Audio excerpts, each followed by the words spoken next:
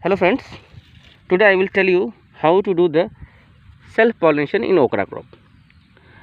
To getting the pure seeds of okra, we must have to self-pollinate it.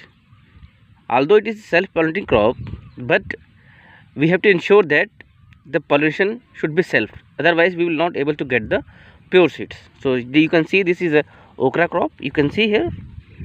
So the most important point in the self pollination is to choose a right bud which is soon going to open, because if you do this bagging in a very early bud, then it is also not successful, and if the flower is open, then there is no fun of doing this self pollination.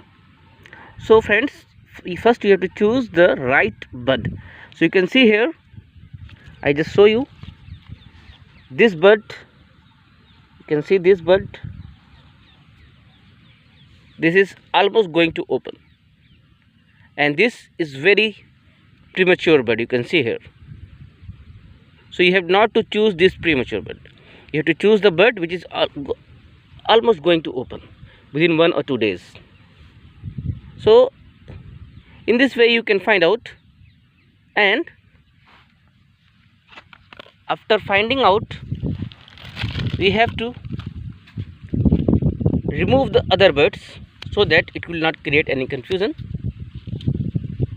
You can see here I have removed other things, and now I will cover it with a tussle bag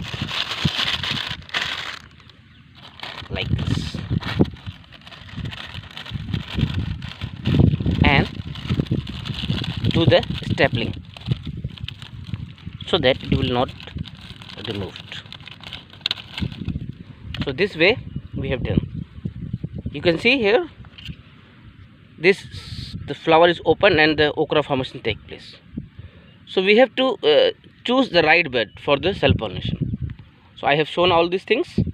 I think it will be helpful to you. Thank you very much.